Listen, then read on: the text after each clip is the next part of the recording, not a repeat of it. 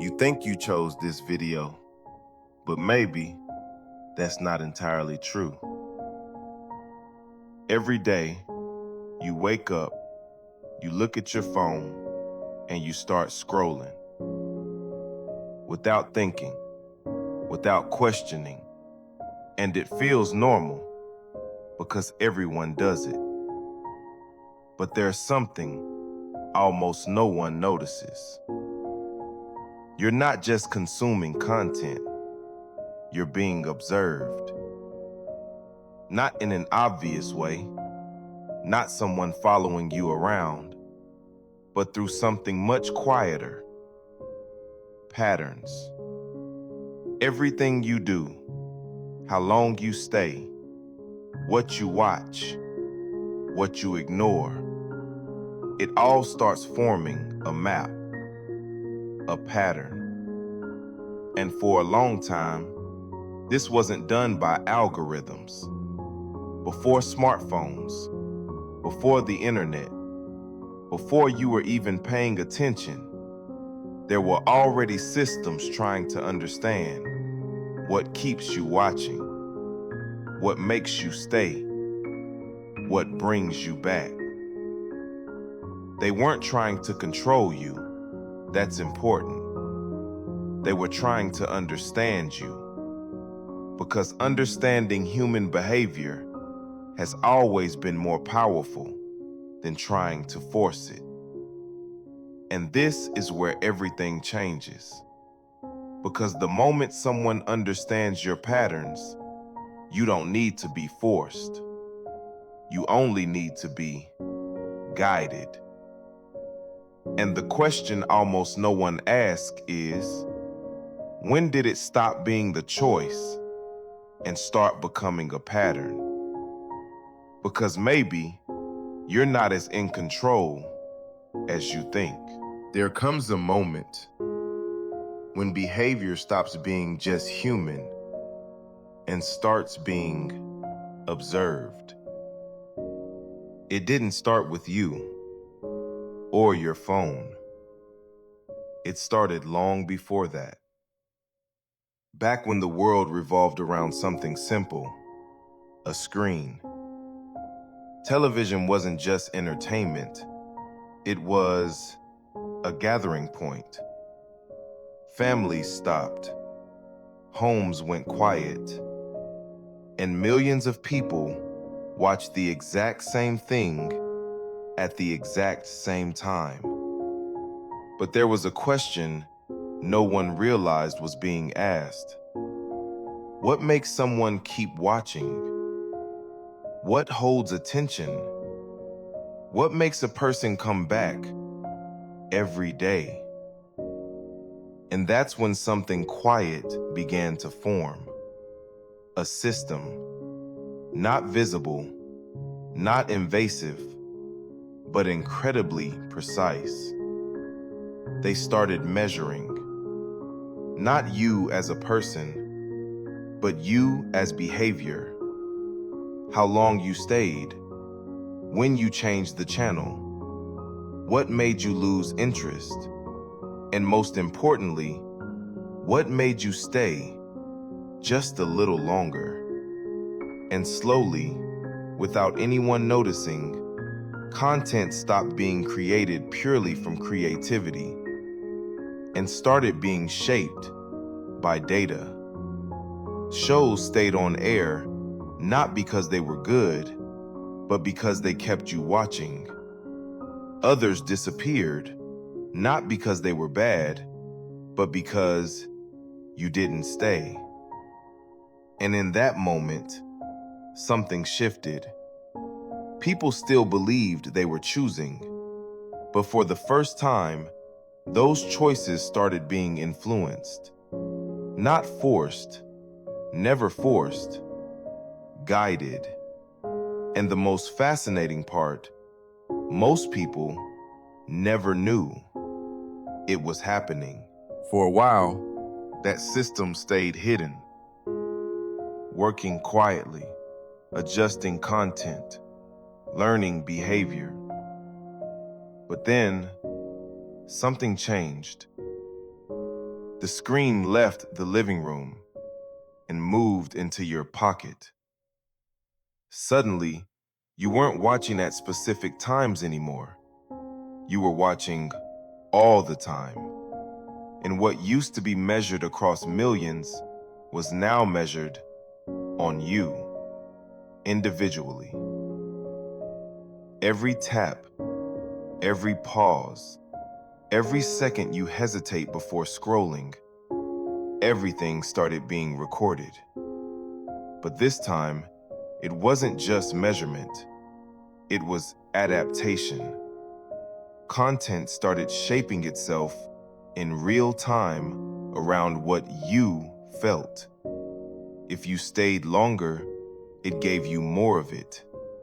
If you stopped, it changed. And without noticing, you stopped searching for content, and content started finding you.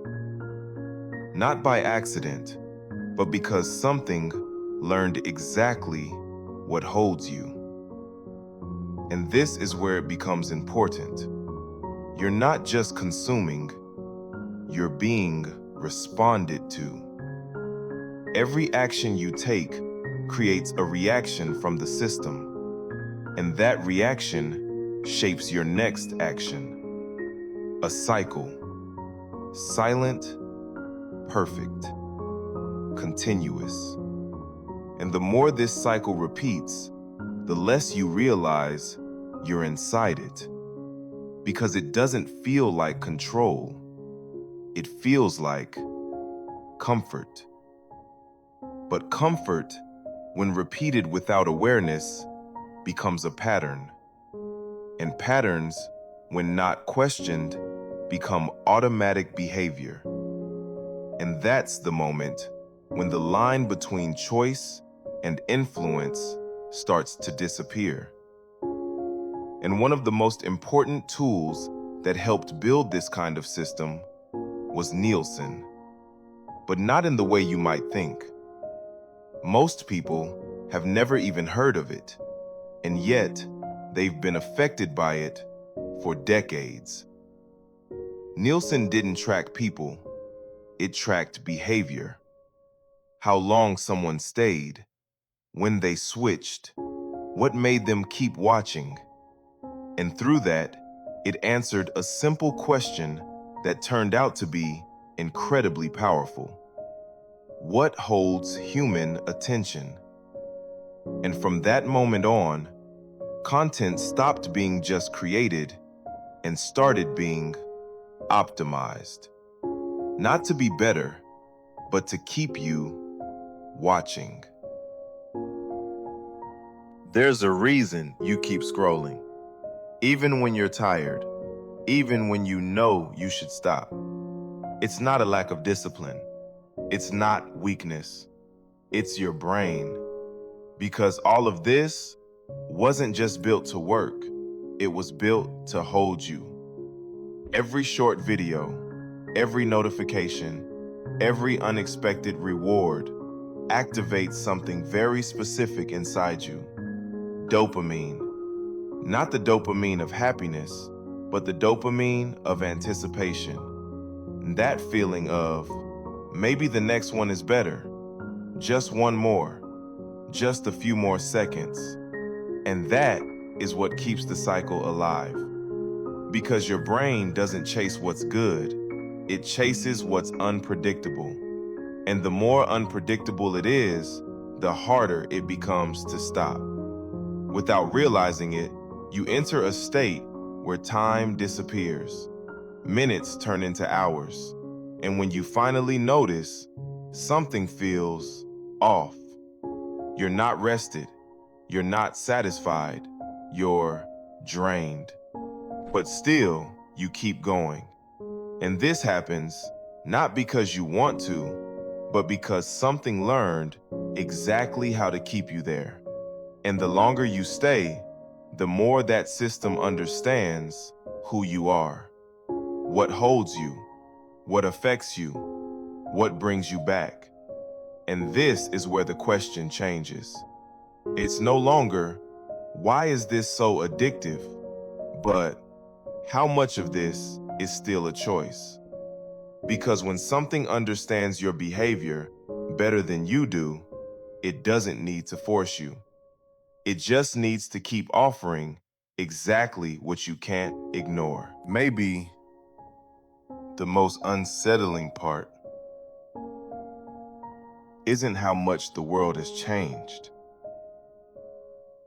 but how much you've changed with it without noticing, without questioning. Because the most powerful systems don't show themselves. They don't interrupt. They don't force. They simply learn. They learn what holds you, what moves you, what brings you back. And once they do, they don't need to control you. They just need to keep offering what you can't ignore. And maybe the real question was never who is watching, but when did I stop noticing? Because the moment something becomes invisible, it stops being questioned. And once it's no longer questioned, it becomes part of who you are. Now look again.